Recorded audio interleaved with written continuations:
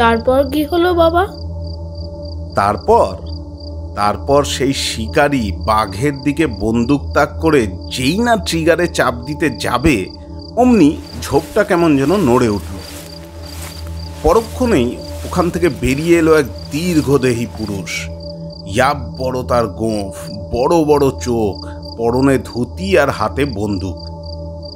পুরুষটির তেজ দেখে শিকারী ভীষণ ভয় পেয়ে নিজের হাতের বন্দুক ফেলে দিল। জিজ্ঞেস করলো, আপনি কে? ওই পুরুষ বলল, এই জঙ্গলের রক্ষাকর্তা আমি। কোনো বন্যপ্রাণীকে বিপদে পড়তে আমি দেব না। আমার নাম দক্ষিণ রায়।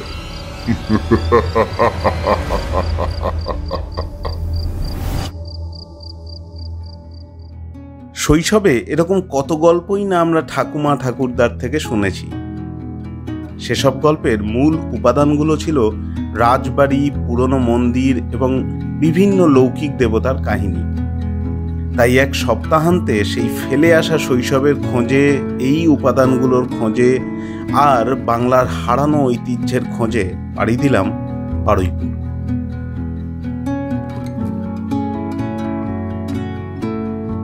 আমার প্রথম গন্তব্য ছিল ধপধপি। বারুইপুর থেকে প্রায় 14 কিলোমিটার দূরে অবস্থিত এই জনপদ। কুয়াশা ঘেরা যাত্রাপথ, আর তার মধ্যে দিয়ে ছুটে চলেছে আমাদের গাড়ি। অনেক গ্রাম পেরোলাম। পুরো রাস্তা ঠিক করে চেনার আগেই পৌঁছে গেলাম ধপধপি।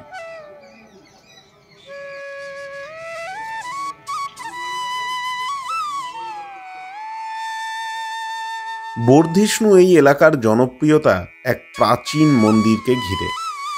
এখানকার আরাধ্য দেবতা শ্রী দক্ষিণ রায়। দক্ষিণ রায় বাংলার লৌকিক দেবতাদের তালিকায় এক অন্যতম নাম। দক্ষিণ রায়কে ঘিরে নানা রকম জনমত রয়েছে। জনপ্রিয় মতে ইনি বনরাজ, বন্যপ্রাণ ও বনের সাথে জড়িত মানুষদের রক্ষাকর্তা। তথাকথিত চালা বা রত্নশৈলী অনুসরণে নির্মিত না হলেও মন্দিরের নির্মাণে প্রাচীনত্বের ছাপ পাওয়া যায়। সুপ্রাচীন এই মন্দিরের ভেতরে অধিষ্ঠিত শ্রী দক্ষিণ রায়। ভক্তদের কাছে ইনি বাবা নামে জনপ্রিয়। প্রায় 7 ফুট উঁচু পুরুষ মূর্তির বর্ণ হরিদ্রা, পরনে ধুতি ও জ্যাকেট, পায়ে জুতো এবং হাতে বন্দুক। এছাড়াও অন্যান্য অস্ত্রের মধ্যে তরবারি, বল্লম, তীরধনুকও রয়েছে।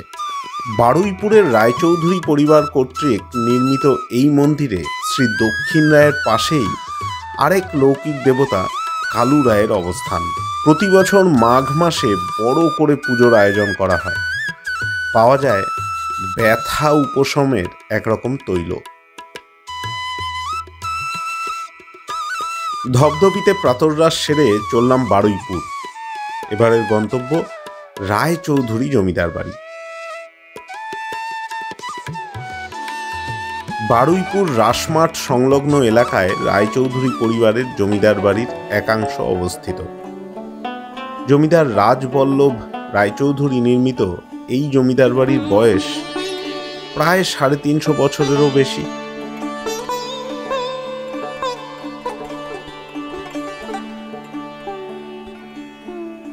জমিদার বাড়ির বেশ কিছুটা অংশ ভগ্নপ্রায়, কিন্তু তার মধ্যেও দাঁড়িয়ে রয়েছে এই মা দুর্গা মন্দির।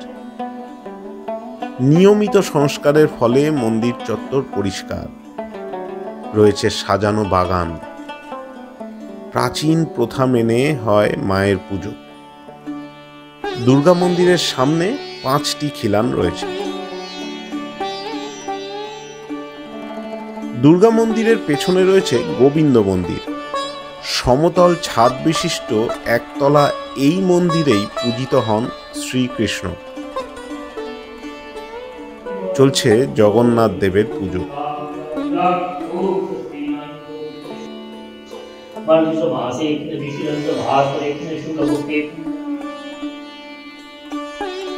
গোবিন্দ মন্দিরের পাশের রাস্তা ধরে পৌঁছে যাওয়া যায় জমিদার বাড়ির অন্দরমহলে। এক প্রকাণ্ড প্রাঙ্গণের মাঝে দাঁড়িয়ে চারপাশে তাকালে ফেলে আসা সেই সাবেকিয়ানার অনুভূতি পাওয়া যায়। সামনেই রয়েছে শতাব্দী প্রাচীন আনন্দময়ী মন্দির।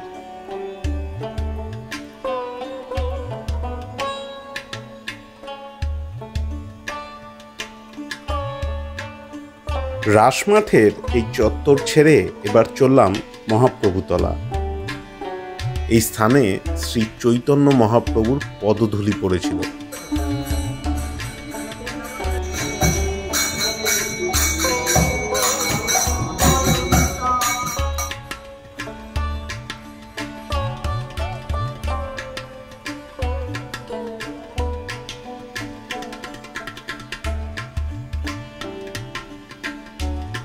এরপর পৌঁছে গেলাম বারুইপুর রায়চৌধুরী পরিবারের আরেকটা এস্টেটে। বারুইপুর রবীন্দ্র ভবনের বিপরীতে অবস্থিত নিউ ইন্ডিয়ান ক্লাবের প্রাঙ্গণ।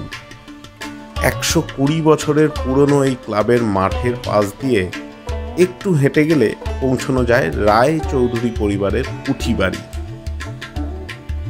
এস্টেটের এই অংশে বিভিন্ন সিরিয়াল এবং ছায়াছবির শুটিং হয়।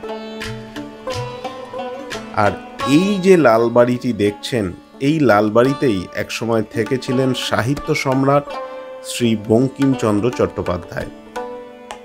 কর্মসূত্রে বারুইপুরে থাকাকালীন তার কপাল কুণ্ডলা উপন্যাস প্রকাশিত হয়। এখান থেকে কিছুটা এগোলেই পৌঁছে যাওয়া যায় দুর্গা দালান চত্বরে। টাস্ক্যান স্থাপত্য মেনে তৈরি এই দুর্গা দালান সামনে থেকে দেখলেই সময় যেন থমকে যায়। সময়ের চাকা উল্টো দিকে ঘুরে নিয়ে যেতে থাকে কয়েকশো বছর পিছনে।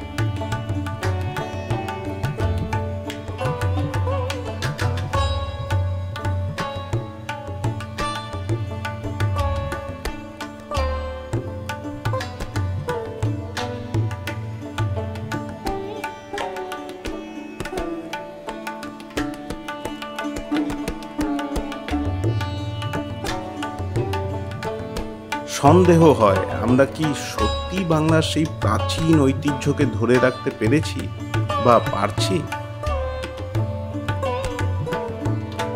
এরপর বারুইপুর ছেড়ে চললাম সুভাষ গ্রামের উদ্দেশ্যে। নেতাজি সুভাষচন্দ্র বসুর পিতা শ্রী জানকীনাথ বসুর পৈতৃক ভিটে এইখানে অবস্থিত। কোদালিয়া এলাকার এই স্থানেই তার পিতার জন্ম। আজ জনসাধারণের স্বার্থে গড়ে উঠেছে সুভাষ মঞ্চ এবং গ্রন্থাগার।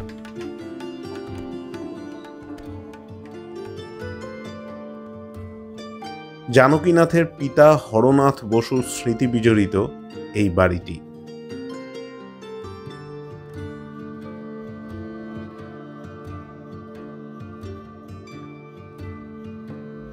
সুভাষ গ্রাম থেকে এবার বাড়ি ফেরার পালা। এক রাশ মন খারাপ নিয়ে বাড়ি যেতে যেতে ভাবছিলাম, বাংলার গ্রামে গ্রামে কতই না ছোট বড় স্থাপত্য, কত ইতিহাস লুকিয়ে রয়েছে, তার কতটুকুই বা আমরা জানি। এই জিনিসগুলোই তো আমাদের বাংলার ঐতিহ্যকে এক অন্য মাত্রা দিয়েছে, বিশ্বমঞ্চে গৌরবান্বিত করেছে। আসুন আগামী প্রজন্মের কাছে এই কাহিনীগুলো পৌঁছে দিই। ভিডিওটি ভালো লাগলে লাইক করুন, শেয়ার করুন, বিশেষ করে ছোটদের সাথে, আর কমেন্টে জানান আপনার মতামত। চ্যানেলটিকে সাবস্ক্রাইব করতেও ভুলবেন না। ভালো থাকুন, সুস্থ থাকুন, আর দেখতে থাকুন ভ্রমণ রসিক। দেখার সাথে সাথে এবার পড়ুন আমার ভ্রমণ কাহিনী ভ্রমণরসিক.com।